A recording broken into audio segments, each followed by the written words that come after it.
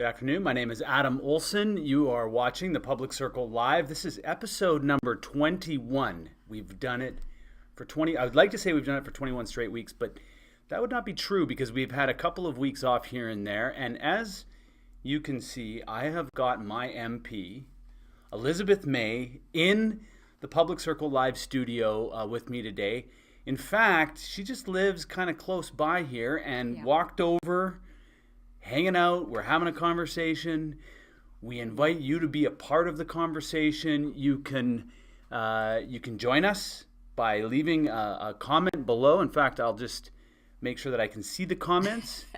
Leave us a comment, ask a question. We'd love to engage. We'll invite you all the way through. We're going to start by having a few conversations, talk about a few different issues that are going on in our riding.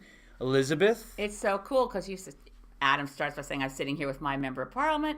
I am sitting here grateful to have this wonderful human being as my member of the Legislative Assembly for Saanich North and the Islands. So it is one of the coolest places to live. You can also, there's a corner of Gordon Head as well where you can have Andrew Weaver as your MLA and me as your MP. But this doesn't happen a lot in Canada. We're really grateful to have the greenest of ridings. My riding is entirely within the boundaries of your riding. That's right. There's not a piece of it that's outside. That's right. But you're right. Your riding is twice as large geographically and population-wise. Yeah. Let's go back to 2009? Yes, when we first met. I was a municipal councillor in the district of Central Saanich. I heard that Elizabeth May was moving into town. I contacted you by email, thinking that's never going to be a response. That no one's going to. She won't get this. She's the leader of this big party and everything. Was it 20 minutes later? Yeah. Well, the message said "Welcome to the territory," and I think you even wrote Haishka. Yeah. So I thought, wow. I mean, welcome to territory by someone from a Saanich Nation. Oh my gosh. So I wrote back right away and said, when can we get together? And we did. It was a good idea. We had a great conversation that first time that we got together. Yeah. We talked about your time starting the small. What was the small party? The small party was in, for those who have really long memories or who've studied history, 1979, when you were 3, there was a briefly, I thought, pretty good government of progressive conservatives in Parliament, in a minority Parliament, and Joe Clark was our Prime Minister. That government fell. By the way, that government was, from my point of view, great because it was the only federal government that ever committed to doing a full inquiry into the nuclear industry. The Minister of Energy, by the way, was Ray Natishin, who went on to be a super good Governor General. The Minister of Environment was John Fraser, who was very worried about acid rain. And there were a few other. Oh, and of course, why did the Joe Clark government go down to defeat? A gas tax. So, yeah. Anyway, I wasn't political, except that I was an environmental activist, and I was living on Cape Breton Island, and I started seeing the ads for the election campaign. Because everybody who does remember this will remember that Joe Clark took a real gamble on that budget because they thought Pierre Trudeau just stepped down.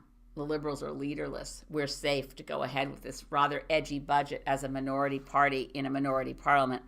They didn't count on canny, super savvy parliamentarian who was my MP at the time, Alan J. McCacken in Cape Breton.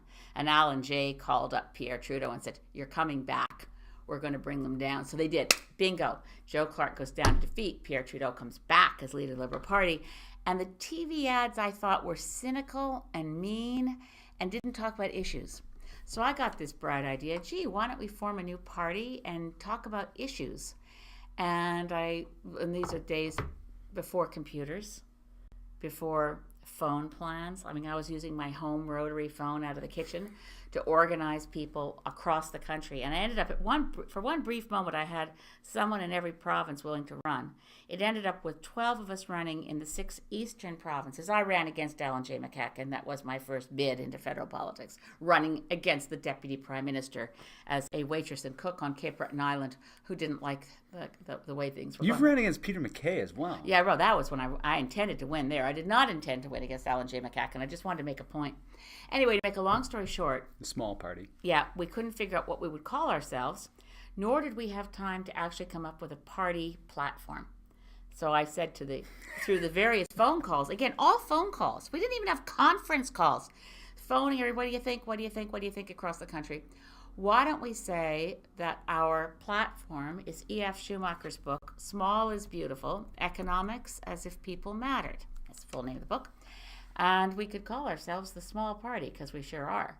Yep. And that small party was then turned into the Green Party, because one of the people who got involved was a Toronto doctor named of Trevor Hancock, who you now know in Victoria, who writes in the Times columnist. Trevor Hancock, after the campaign, said, this was a really good idea. We should turn this into a real political party. And I said, oh, sorry, I'm going to law school. I can't help you. And Trevor Hancock became, in 1983, 3 years later, all the paperwork filed, all the work done, and what had started as the Small Party was officially registered as the Green Party. There you go. And the rest is, here we are. Well, and this is a story that Elizabeth told us when we were, and it was interesting, that first conversation that we had in my sister's living room. Yeah. Was very little. I mean, we talked about climate change, and we talked about environmental issues. We talked about Indigenous issues. Indigenous issues. But the central force in that conversation that I think captured my family was the conversation about democracy. Oh. And it was the commitment that you made to the quality of our democracy. And then this morning, my mom calls me. She calls me because she's in a panic. Our democracy is broken. Did you see what Doug Ford's people are doing? Yeah. To everything. To everything. But did you see what they're doing to the media and how they're mocking them and clapping? These young people that are hired to basically disrupt. But they're actually civil servants working for the people of Ontario.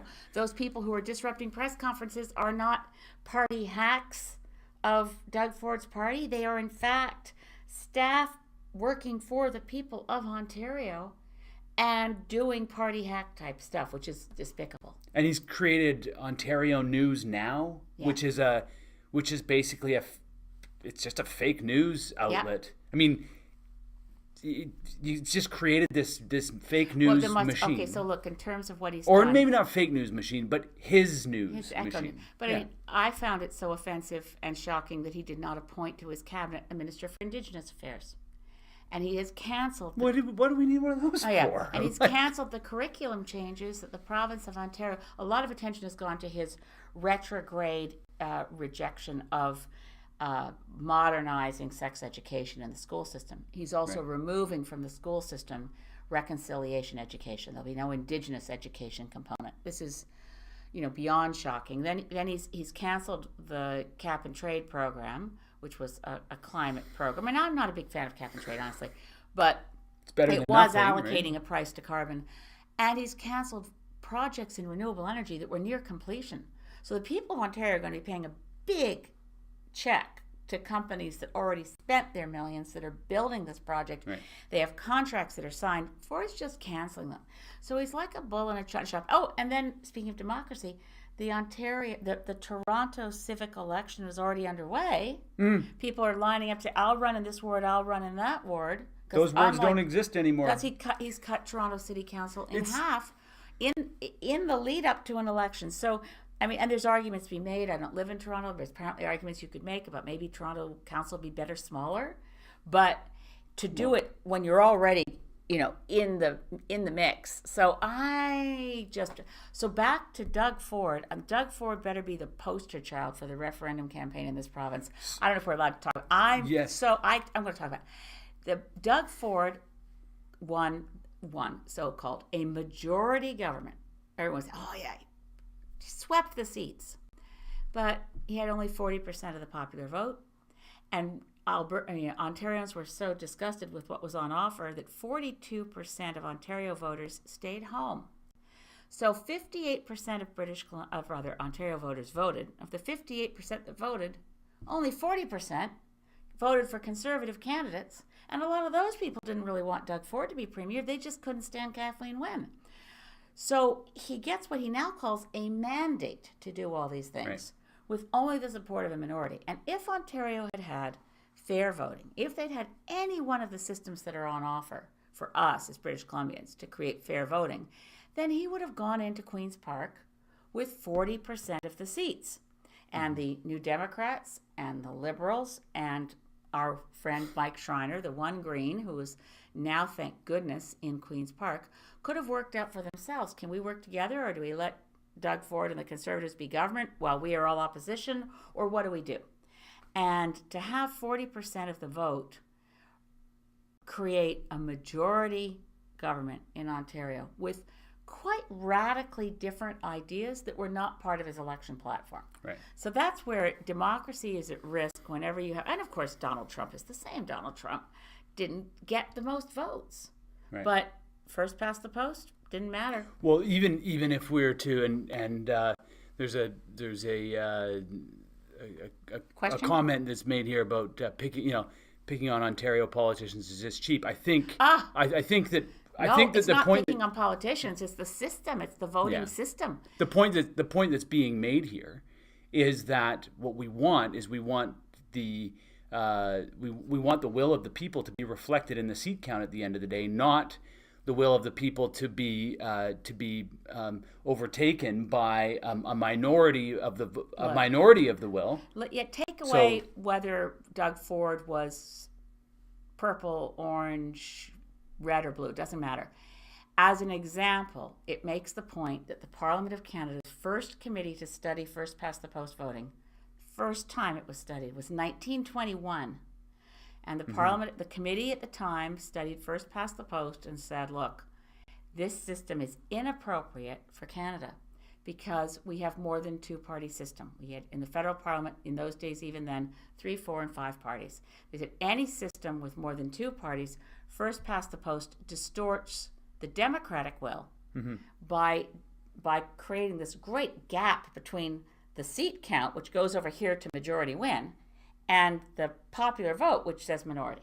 So that's dangerous, and it becomes increasingly dangerous in an era where we have political leaders who are prepared to be, let's just face it, outrageously disrespectful of evidence-based decision-making, working across party lines, coming up with decisions that are actually tested by public policy or at a minimum in a democracy supported by the majority. So I was on the Special Parliamentary Committee on Electoral Reform in 2016, and we looked at every study that's ever been done in Canada, Law Reform Commission, New Brunswick government, Citizens Assembly in BC, Citizens Assembly in Ontario. It doesn't matter where you look, from 1921 till today, no independent body in Canada has ever studied our electoral system and said, first past the post works, what a good system. Great. Let's give it a big hug. Every time it's studied, the people who study it say, terrible idea, proportional representation would be better. But what happens is the political party operatives behind the scenes, particularly for the larger parties, they like first past the post. Because the way the system works is eventually, it's not so much that a new government gets elected. It's not really like back to Ontario. It's not like Doug Ford and the Conservatives won over public support. The Ontario voters were very sick of having Liberals in power for 17 years. And they wanted, there's this kind of momentum that happens of throw the bums out.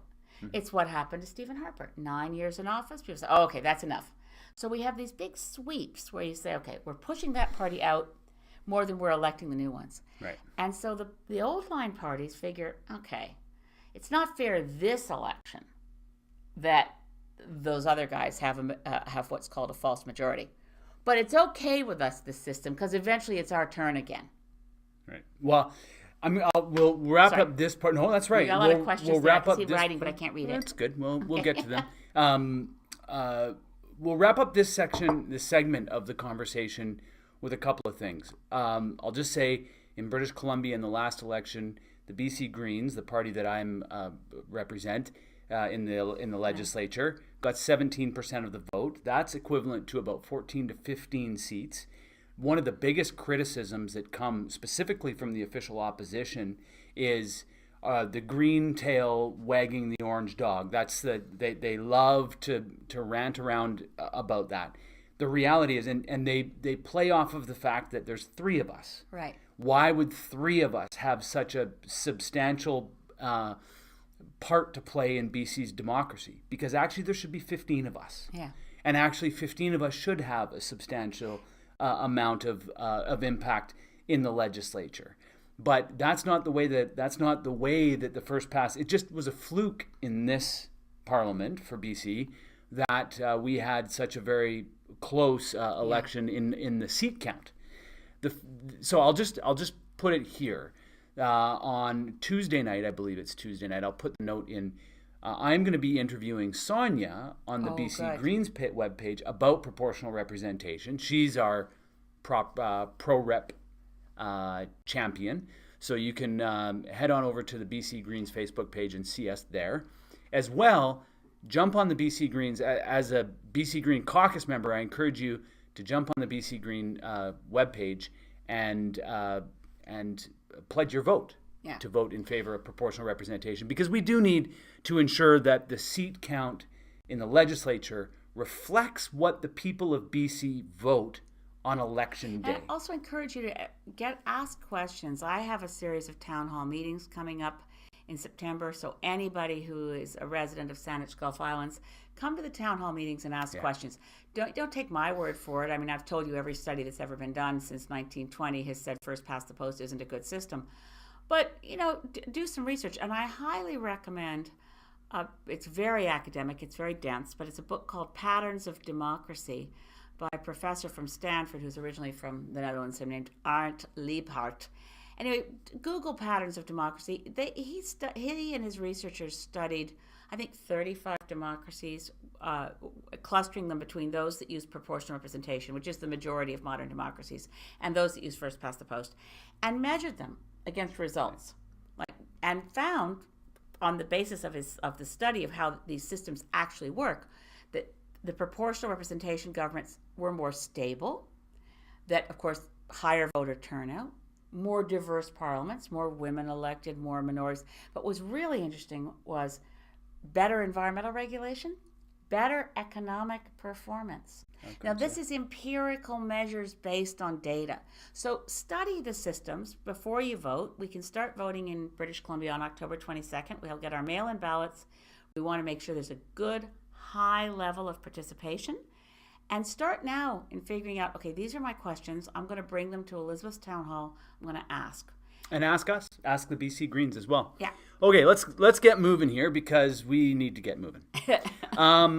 There's been this dramatic scene playing out in a part of our riding that our constituents find to be, well, it's a source of inspiration. It's a source of passion.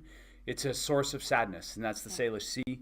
We see J35 and her dead and now decaying calf. 17 days she's carrying him around. Him or her. She's carrying that calf around for 17 days of mourning. We have got an overwhelming response in our office about it. I don't know about your office. Same. Yeah. Today I saw that it's making the news around the world because it's so heartbreaking. I just saw there was a big article about J35 in the UK, in the Independent. The news of her grief is reaching around the world, and of course our grief is, and I've had lots of letters from constituents. One on Saturna saying, I feel that I am helpless in watching the extinction of a species. We're watching this mother mourning her calf, and we are all mourning the calf because we know that with the population of our southern resident killer whales down to 73, they desperately needed that calf to live. They needed that calf to grow to adulthood. They needed that calf to have her own calves.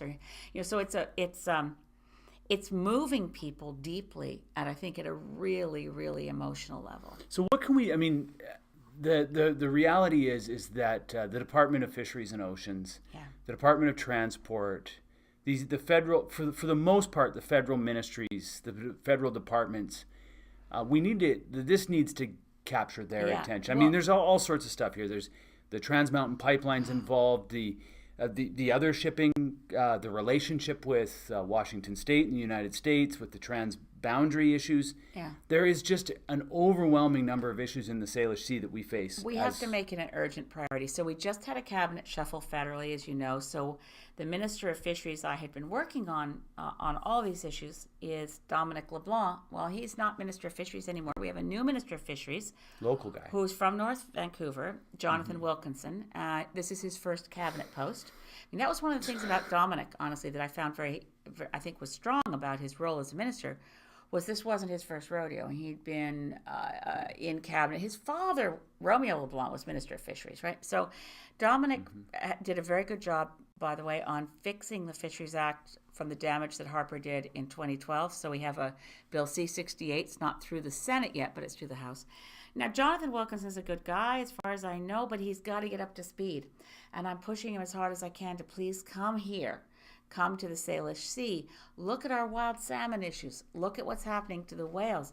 We really need to be thinking about, with an extinction crisis this acute, all tools should be used. So we've got setbacks in terms of noise in some places. And we also have 3 populations of endangered whales in Canada right now that are hanging by their pilot whales out east. Well, no, with the right whale. Or right whale, Yeah, sorry. the right whale, the Gulf of St. Lawrence and the Bay of Fundy. The belugas in the Saguenay and in the Gulf of St. Lawrence. But mostly in the Saguenay and Quebec. And southern resident killer whales. These are 3 populations that are desperately on the edge, and the most desperately on the edge of the 3 is our southern resident killer whales. So we should be talking about, what do we do to get them Chinook salmon? What's the best way to make sure they get their preferred food source? They're starving. We need them to get their preferred food source. What do we do to have proper setback? I mean, the whale watch industry is great because the whale watch industry makes people feel connected to whales by seeing them. But they need to stay way back. And they may not, and I get a lot of reports of harassment. Not all the companies, there's good actors and bad actors. I work really closely with a group called Straight Watch. There's individuals as well that may not know the rules, right? That's right. But Straight Watch is the group that tries to monitor what's happening with killer whales and whale watchers, and it's run by a foundation called the CETUS, CETUS Foundation. Right. So there's noise. And there's noise from different vessels. There's the food issue. Are they starving? Right. There's staying back far enough. Do we need to pass regulations that are really much stricter than what we now have? Or even, I've got constituents who tell me I should be working right now to stop recreational whale watching altogether. But we do need to say to DFO and to Jonathan Wilkinson, our new minister, what we're doing so far isn't enough. Whatever you think you've done so far that's great, it's not enough. We need to do much more. And we need to respond to that desperate act of maternal grief that really is waking people up. We need to do something that makes a difference so that the killer whale calves survive. There's a real sense that department, the Department of Fisheries and Oceans, and I've been tough on this department, not on the people necessarily, but on the institution of this. It's been a source of frustration for me over my entire life. Yeah. But growing up on Sartla. But what I'd say is that, we are responsible at the provincial level for, as I've talked about ad nauseum here and in other places, we are responsible for the habitat. We are responsible for the places that those Chinook salmon are to be born, grow, and then return to. And so there absolutely needs to be much, much greater connectivity between what's happening at the federal level, what's happening at the provincial level, and more than that, we need to actually, I think, do a much better job of the transboundary relationships, because there are they do a better job in Washington State on ticketing vessels that are harassing whales. A much better job. There's things that each side of the border does better, and we can actually learn from each other if we're communicating with one another. And the jurisdictions are so different in the way that they handle these things legally. But the whales are the same. The islands are the same. That's you exactly look at this, right. Where do the San Juan Islands end and the Gulf Islands? For most people who come from somewhere else, this is one ecosystem. The Saanich people don't see any difference. No. In fact, this entire center, the heart of the Salish Sea, is the Saanich territory. So And there's there's my aunt Loretta, who's Loretta Olson, who's on the other side on the American What does she side. say? Well, she says the Orcas with its dead baby is a message that it is loud and clear and sad that it has taken this so long to figure it out. Yeah. So one of the issues that we'll touch on very briefly, and then I'm going to get to some of these questions that have popped up here, is the Kinder Morgan pipeline. Yeah. And we were both interveners in this process. And Andrew, I will say how proud I am that the only elected MP who appeared at that hearing for final argument was me. So the only ones that were there were Greens. Was Andrew Weaver was the only MLA. I was the only MP, and you weren't elected yet. But Adam Olson's testimony was brilliant. So we had the three of us with Andrew was a scientist giving a scientific presentation. My background as a lawyer, I gave a very legalistic analysis that you as a board NEB, you can't count on any of this evidence because it's a pile of sand. It's absolutely not tested, and we don't have the evidence that we need to make a decision. And you raised Douglas Treaty and all the reasons commercial fishing rights of Indigenous people. Yeah. So that project should never have been approved, but the NEB process was appalling, and there are 15 court cases still not resolved. They were all heard in consolidated fashion last October. I mention that because for me, I think I watched the nightly news and the coverage of Kinder Morgan. You'd swear that they had all the permissions they needed to go ahead and build, and somehow John Horgan was messing them up. And that's not true. They don't have the permits. They have about 1,000 permits they still haven't gotten or asked for. British Columbia is still working through the permit process. And they haven't gotten the Federal Court of Appeal hasn't yet ruled whether the permits were legal. And on top of that, and now we're in this insane, I do use the word insane deliberately. Why on earth are we spending $4.5 billion to buy a 65-year-old pipeline in order to be put in a position to have the federal government spend a further $9 billion minimum to build the expansion that is all about 100% for export, shipping bitumen out of Canada instead of processing it in Alberta? None of it makes any sense to me. A gentleman said to me last night, because I was at the Sydney market and just hanging out, and a gentleman said to me, he said, so why is it that you care so much about the Trans Mountain Pipeline?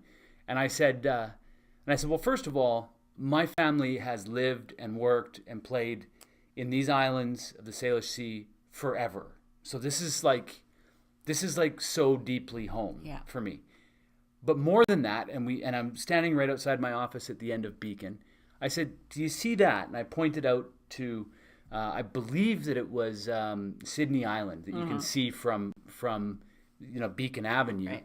I said, that is where the tankers are going to go. And so we have this issue, this kind of two issues that we face, you and I. Yeah. One is the issue about climate change, which we've both been very, very clear on. Yeah. And it's a more of a global issue. But let's stick to the local issue here. And climate change is also a local issue. But impacts, the causes are global, the impacts hit locally. That's sure. right. Oh, well, we're going to be forest fires, sea level rise all over the place. But we look down Beacon Avenue. You look out from your house, and what do you see? You see the place where those tankers are going to go. And so we have a responsibility to stand up and speak loudly on this. And when you say your family's been here, for those of us who are settler Canadians and even newer Canadians and newer residents of Salish Sea and of Saanich territory, I'll never forget, and I adored Arthur Black, and I'm terribly sad that he left us too soon. But Arthur used to say, whenever he'd hear a politician saying, we have to get the bitumen to Tidewater, and Arthur would say, well, that's not Tidewater, that's my front yard. So that's how we feel about it here. And when you know from studying the information that Kinder Morgan put forward and everything since, that they have no idea how to clean up the substance they plan to put in that pipeline and then put in the tankers. So the pipeline from the Alberta BC border to Burnaby, there's 800 water crossings. Right. Some huge, including the Fraser River. You've got 800 water crossings, and you're putting through that pipeline diluted bitumen, which can't be cleaned up in fresh water. We know that from the Kalamazoo River spill. And from everything we know, they don't really know how to. It'll be essentially impossible to clean up in a saltwater environment. That's right. And if you were to be able to make a success of the Kinder Morgan pipeline and create a market that doesn't exist right now in China to export raw bitumen, if you were able to do that, the effect would be to drive up greenhouse gases out of northern Alberta, because it would be a non-market pressure to expand the oil sands. And that is a climate impact that will have an impact globally. So I have a question, because there's, again, on the local radio stations and stuff, there's been these Alberta government ads. Yeah. And these ads have been talking about the Trans Mountain Pipeline is needed, not because we are going to be expanding the production, but we need it in order to fetch a better price, because we need competition, because the Americans can drive the best bargain that they want. My understanding is that there is an expansion that this would would drive an expansion, and it's also not true that we are suffering from a big price differential. So there's and just as a quick reference, because when I'm talking fast, you can Google Robin Allen. Right. And Scotiabank report work of fiction, or is a Vancouver Sun article that breaks it down really clearly. Because there's this claim that if you magically get the bitumen to being shipped overseas, like I refuse to keep saying ship it to Tidewater, if you get it there, you're going to magically get a bigger price. The reality is, and this was referenced in Robin Allen's piece, Suncor, the CEO of Suncor, said very clearly, we're not suffering from a differential because we're selling synthetic crude. So they're upgrading it enough that it's at least synthetic crude. Right. Raw bitumen as a solid is never going to get the same price as conventional crude, because it's not as valuable a product. As a matter of fact, it's an expensive product to produce, but you have to put it through a very expensive upgrading process before you can refine it. Other countries aren't craving our bitumen. As a matter of fact, where Kinder Morgan is already loading Aframax tankers in Burnaby, and those tankers are, for the most part, carrying diluted bitumen to California, not to Asia. So there isn't a big market for Asia, and the price differential may affect 1/10 of what's being produced out of the oil sands, not 100% of it, which is why the exaggerated claims, like it's costing us, which is the Scotiabank report that Robin Allen took apart, $40 million a day Canada's losing because of this. That is bogus, false, not true. Just dig in, as Robin Allen, who's an economist who used to run ICBC, has pointed out. That just doesn't add up. You can't find the figures to demonstrate that. If you build more pipelines, for export particularly, you will be putting pressure, particularly when the price of a barrel of oil is less than $100 a barrel. You put pressure for expansion. And that's been shown in a lot of different studies. And if it's less than $100 a barrel, because you can't make money on bitumen at lower prices. Right. So if you expand the pressure with more pipelines, that's the only thing that would drive them to produce more, when the market conditions are telling them, don't invest here, you're not going to make your money back. So there's a lot of very strange distortions in the claims made that somehow it's in Canada's national interest to build this pipeline. It's not. But one last thing before you tell me we have to stop. Almost everyone's forgotten this, but in 2011, I don't know if you remember, Stephen Harper's position of the Conservative Party's position going into the 2011 election was against any pipeline to British Columbia, because Stephen Harper said in 2011 that the Conservative Party would oppose any pipeline to ship diluted bitumen to any country that did not have environmental laws as rigorous as ours about refineries. So up until 2011, even Stephen Harper was against pipelines to BC. And suddenly we have the treatment of the BC government and the populace of BC by national media and all the other parties. It's as if we're bad people, bad children, selfish, bad. I mean, remind people, up until 2011, even Stephen Harper and the Conservative Party said, we don't want to ship bitumen to China. We would be against a pipeline to coastal BC. That's because they thought they were going to get Keystone easily. Well, now they've got Keystone approved. They've got other pipelines approved. We're crisscrossed by pipelines. What we really need is to think about, what is our national energy policy? We don't have one. Right. What would be a good approach to having a strategy that increased the number of jobs per unit of production, that did something about national energy security. Right now, where people are looking at Saudi Arabia and saying, okay, it's only 11% of our imports, but still, maybe we should. It's 11%. We should do something about that. Well, yes, maybe if we process the bitumen in Alberta. Wait, by the way. Well, we lack strategies on almost everything. I mean, in British Columbia. Yeah. We need a transportation strategy. We've just started to put together a comprehensive housing strategy, and there's definitely pieces of it that people agree and disagree with, but there is at least something to look at. And what you really would, ideally what we'd want is a consensus-based strategy that will survive an election. Back to the problems with first past the post. One of the reasons that first past the post results in a loss of economic strength is you have these what are called in the academics called policy lurches. But you know what it feels like when the last government's decisions are all out with those and in with these. And so a lot of transactional costs in that. There's a cost to the economy of throwing out absolutely everything the last government did and bringing in a whole bunch of new things. But for, and mentioning, since I did mention imports to the East Coast, I just want to mention that Energy East, a lot of people say, oh, I'm on Twitter, all these people say, you were against Energy East. Yeah, by the way, Energy East was also about exporting bitumen because none of the refineries in Eastern Canada have upgraders to refine bitumen. So it would be best if we upgraded it in Alberta, didn't allow the oil sands to expand, but did a better job using it in Canada and had more jobs created with fewer barrels of bitumen. And that's entirely possible. So we're going to address some of the comments that have been made here. There's been some comments that I get. One gentleman doesn't think that we've been talking about local issues, although I think that these are they're federal issues, they're provincial issues, and they're also local issues. Like I said, the increased tanker traffic through the Salish Sea is very much as local an issue as you possibly can get. The status of our southern resident killer whales, the health of our salmon populations, but housing and healthcare really matter too. Well, and that's obviously.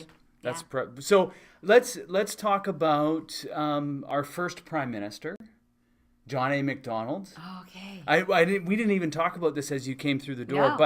but I don't even know what you think about the fact that the city of Victoria or the decision to remove John A. Macdonald's statue from. I have some feelings, but I'd like to hear what your thoughts are. No, I sent a newsletter out to all the residents of Saanich-Gulf Islands about the reconciliation issue, and it included talking about residential schools, and it included what do we do about the historical references, because this is something we're taking up right across Canada. Right. I attended Cindy Blackstock, whom I adore. Cindy Blackstock. Actually, with the help of the National Cemetery in Ottawa, the Beechwood Cemetery, replaqued some of the people who'd been architects of the residential school system, but that was never mentioned in the discussion of who they were and what they'd done. And so there is a need to be thinking about a fuller historical understanding. But I also quoted in that newsletter the former chair of the Truth and Reconciliation Commission, Justice Sinclair, Murray Sinclair, who's now a senator, who said he didn't favor pulling down statues and changing buildings' names. But he did think we should have a fuller understanding of what that means historically. So I did ask constituents what they thought about the issue of renaming things and moving statues, and they weren't largely in favor. But leaving things without, and I think that's what I wouldn't fault what Victoria City Council does, because I'm not a municipal politician.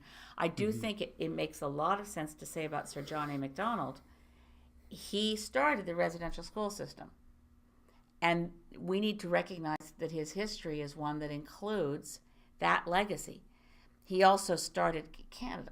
So first Prime Minister, he achieved the grand coalition that allowed English and French and Indigenous Canada to function back in the day, and he also he finished the National Railroad, linked us east to west. So how do we... He also spent a considerable amount of time in Parliament drunk. Well, yes, he was a famous drunk. And he had...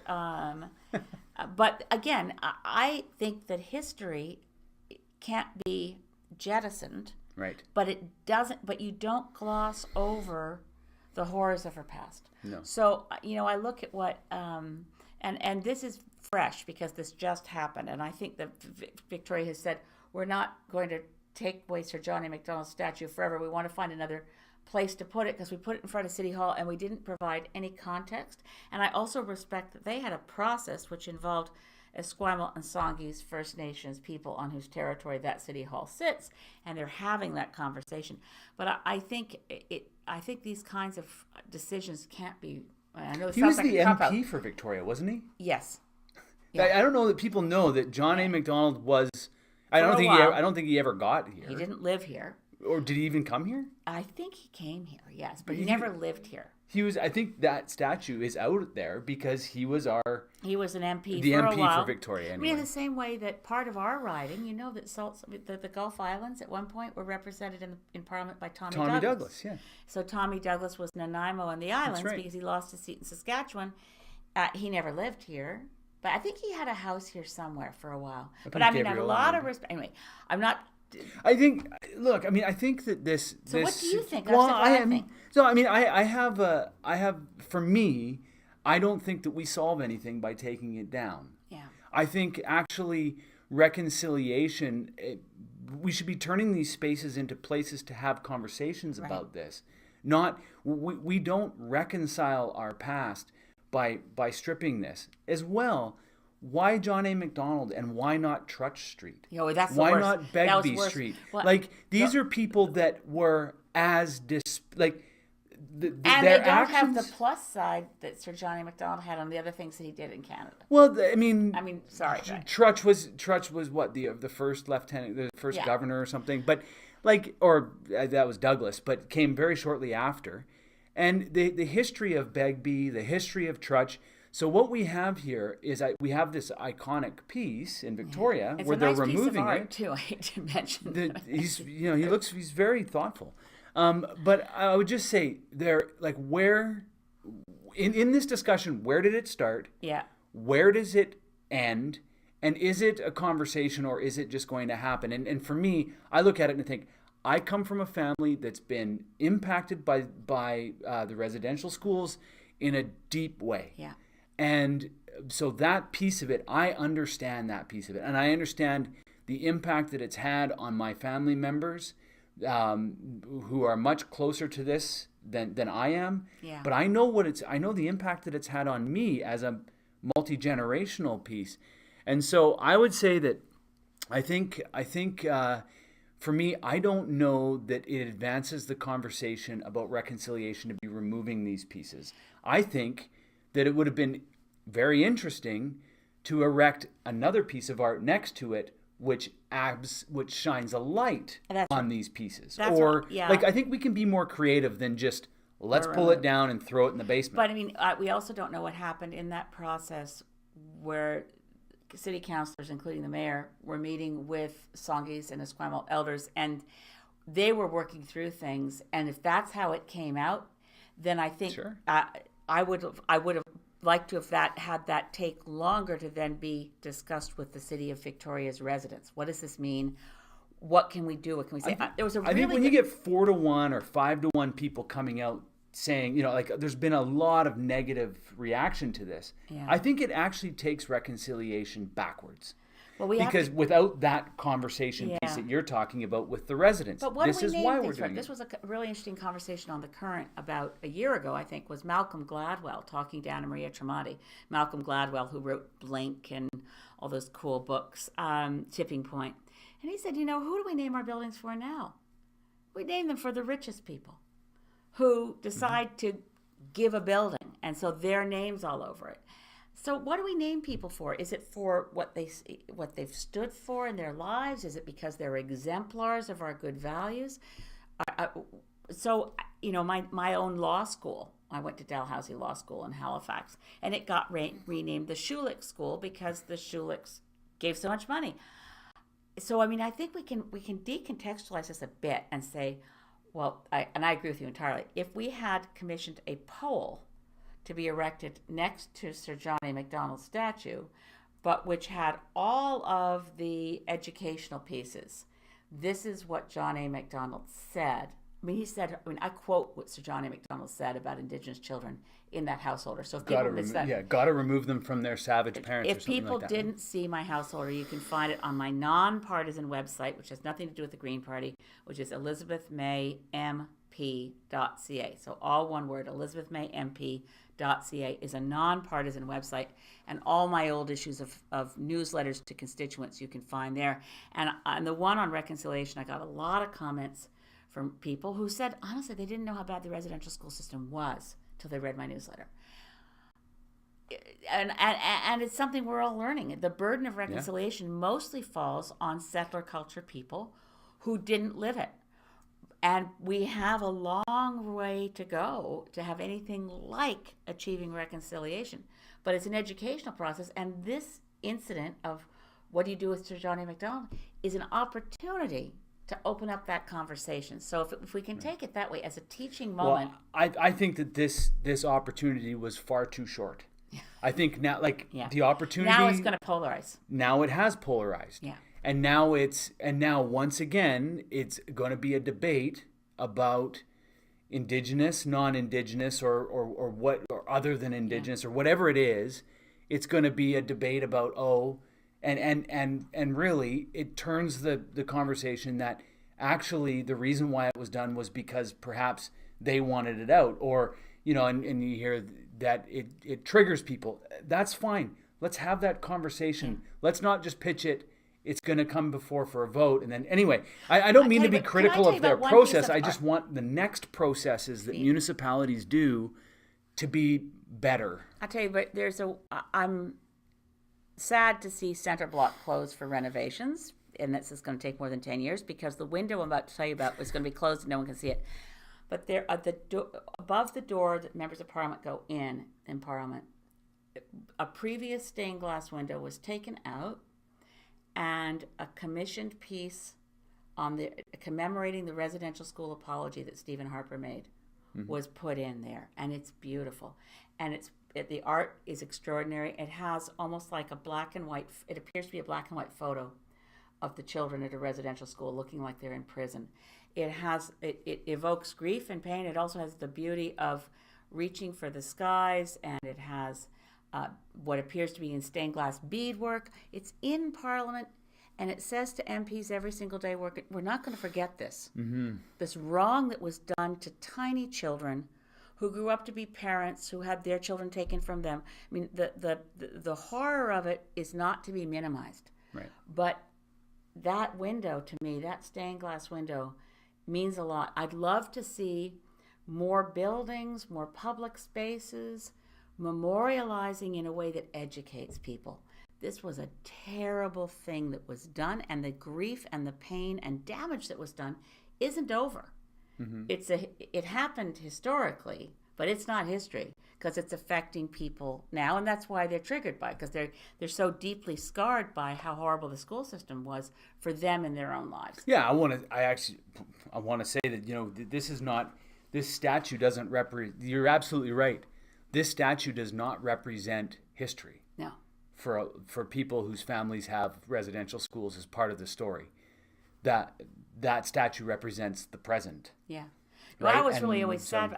Anyway, this is very interesting you brought up because we're struggling with it, right? Well, absolutely, and we should struggle with it, and we should talk about it, and it should be difficult, and it should hurt, and it should be difficult, and we should work our way through it, and I think that's what that's what I would have liked to have seen in this process. Just to wrap it up, I would have liked to have seen a much longer discussion, one with the public, so that it's not just.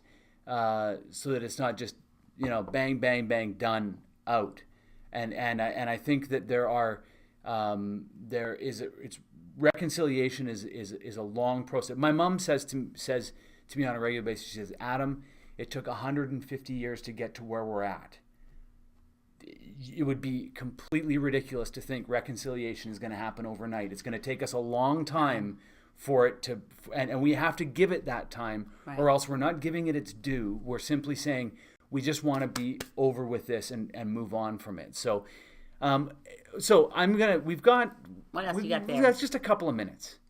Just a couple of minutes. There's a lot of questions about. We talked about Kinder Morgan. There's lots of comments and stuff. You can go back and check it out. I just want to ask you, just from your constituency work that you've been doing. You've been home a lot. That's great. Yeah. I've actually seen Elizabeth about 5 times. So nice. In the last couple of Parliament weeks. adjourned the third week of June, and I've been home most of the time since, That's which fantastic. is wonderful. And What yeah. local issues do you have? What are the pressing local issues that you're hearing about? Well, I spend a lot of time working with individual constituents on Right. what are their, which are really very personal issues. People dealing with family members who are still in other countries. Our office probably does most of its work on the constituency level on immigration and refugee issues. But we also have a lot of concerns. People come to me with concerns. One of the big ones I get a lot is aircraft noise, which is federal because it's Transport Canada and it's NAVCAN. And I was just today sending another email saying, can't you figure out how to give people more peace in their backyards? There's certain neighborhoods, particularly Cordova Bay. There's areas near Ardmore. There's places where I get a lot of aircraft noise complaints. We do have a lot of concerns that I hear all the time about the issues we've already talked about. I hear a lot about salmon and whales and what are we going to do about Kinder Morgan. But of other local issues, healthcare has to be at the top. I'm hearing I've been going door to door lately. Well, that's an issue we share. Yeah, and what are we going to do to make? We need a senior strategy. We mentioned the cabinet shuffle. When Justin Trudeau first established his cabinet in 2015, he left off a minister for seniors affairs. Right. No minister for seniors. This last couple of weeks ago, they brought in Philomena Tassi as the new Minister for Seniors. I've written her about we've got to get rid of the gold digger clause, which penalizes people who, under the Superannuation Act, federal civil servants, veterans, people who married after age 60 can't give spousal benefits. Okay, Philomena, get on this one. Get on the need for a national dementia strategy. We need hospice and palliative and programs that let people stay at home longer, and we need more doctors at a very basic level. We need more doctors, and we need pharmacare. So all of these elements of what I work on federally, already very committed to working on them, but it takes on new life when I've now got, I've got a friend from Parliament who's now the Minister for Seniors Issues, and I've been in touch right away, just the way I was in touch right away with Jonathan Wilkinson, who's the new Minister of Fisheries. The new Minister for Natural Resources, stuck with the Kinder Morgan issue. Sohi? Is, Amarjeet Sohi, who's a minister from Edmonton. But he's originally from the Punjab, and he's originally from the theater world, and he's a playwright.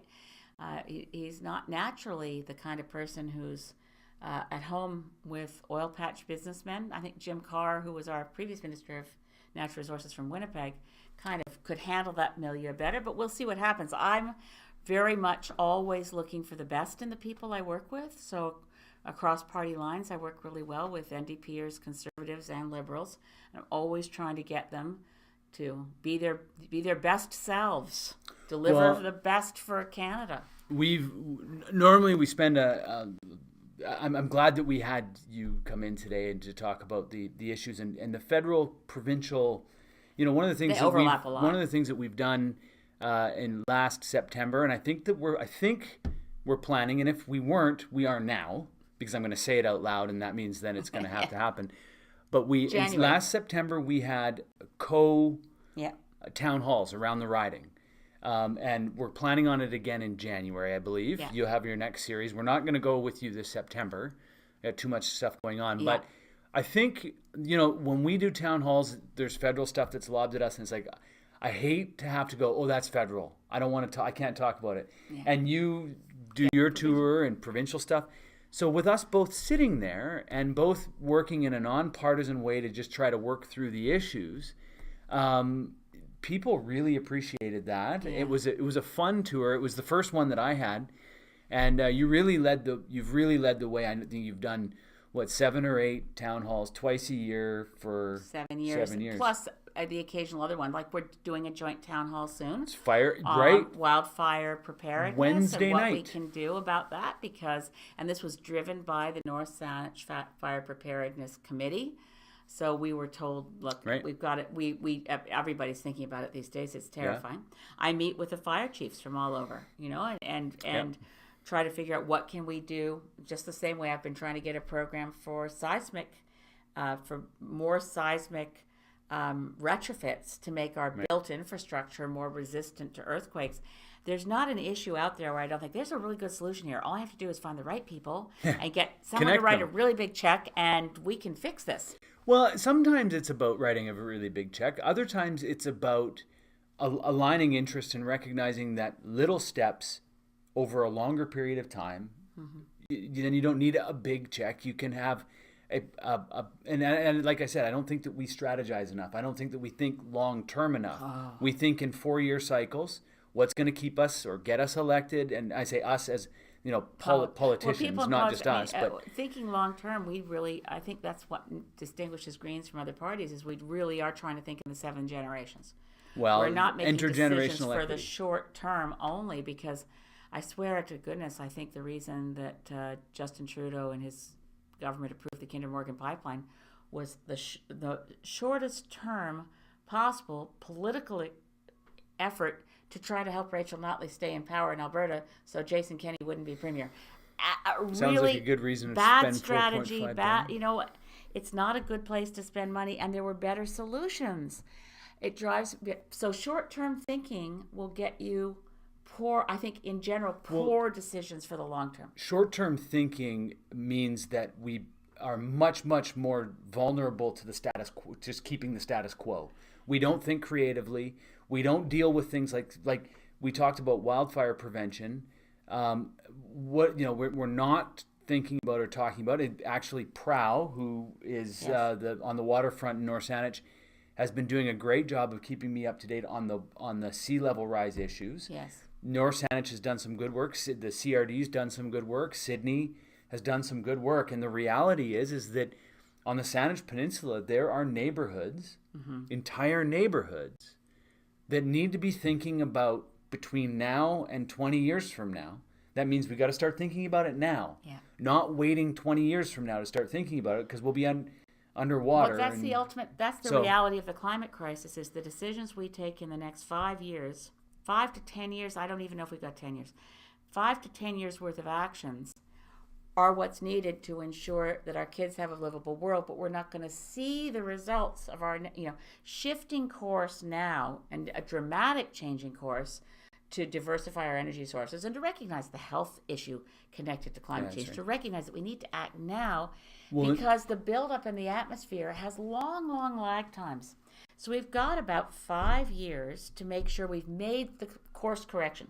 We don't have to be all the way over there, but we've got to make that course correction fast if we're not going to have generations hence, condemn us for our procrastination, because we have a chance now, but it's really easy in short-term thinking, and this is always the challenge.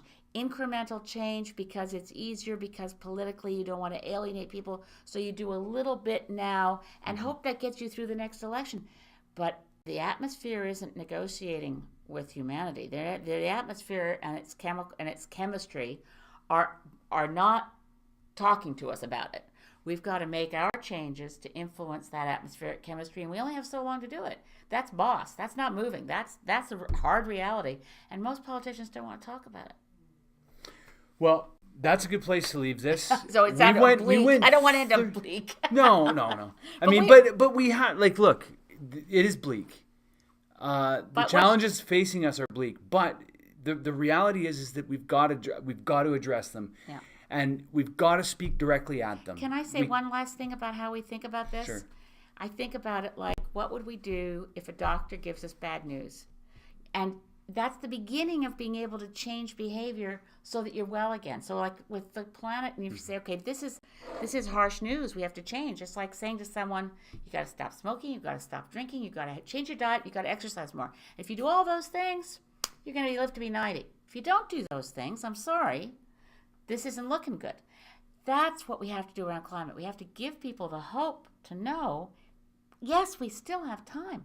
Yes, there is still hope. But not if we keep pretending that everything's all right with incrementalism. We have to be honest enough to say, this is the change we need to make. And guess what? The good news is we can do it. It's good for the economy. It's going to be good for society. And guess what? It means our kids will have a livable world. So it's good. So thank you very much. Aldous always says you need to stay under 30 minutes. I thought Elizabeth's here. Let's do 60. What do we do? We did 59 minutes and 23 seconds. Can you tell people how they can get a hold of you? It's easy. Call the constituency office, 250-657-2000. Email? Office? The best email for me is, oh boy, there's so many different ones What out about there. your office? elizabeth.may.c1a@parle.gc.ca. That's too long. This That's is the a ridiculous problem. email. The parliamentary system has weird emails. So call what was the number again?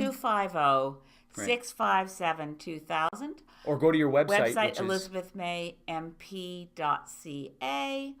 Or my phone number is listed. My home number is... Don't do that. Don't. It's in the phone book. It's fine. Okay, do that. Or you're on Twitter. I don't do Twitter. You do Twitter. Yeah, it's but Twitter's a hard... Well, Twitter's Elizabeth May. It's not that it's hard. It's a wonderful just place, isn't it? Tweeting and twitting and Facebooking and everything else. But I honestly, Facebook, so. I'm pretty... You can find me around. Yeah. Yeah. So you can get a hold of me through my website, adamolson.ca. We've just set up, and it's gone live, a constituency website, saanich-north-and-the-islands.com. Go check it out. Let us know what you think. Sign up for our newsletter. We only send one per month, so it's not like it's spammy or anything. And it's a lot of fun. I forgot. We also have an SGI Green Party website, Facebook page. I forgot about that. So people can just Google us or Facebook us. You'll find us. Or stop me in Thrifties. Thrifties. I want to say, Louise, Michelle, I see your comments about Site C. I'm happy to connect with you on it. Never too late to stop a bad project. I agree, and I will respond to them. I have to get out of here, though. So, and this is not to sidestep it, but it is sidestepping it until I get onto this and talk to you. Thank you very much for joining us today. I raise my hands to you. You are one fine MLA. I'm very grateful. You're a fine have MP. I'm having a lot of fun. Yeah. I enjoy working alongside you and keeping these two things connected. Thank you all for joining us today. It's been a very successful hour-long discussion about federal, provincial, even some local government issues. And we'll be back again next week, 4:30 p.m. on Fridays. Check us out. Public Circle Live will be back then. So until next time, as we say, Hayequa.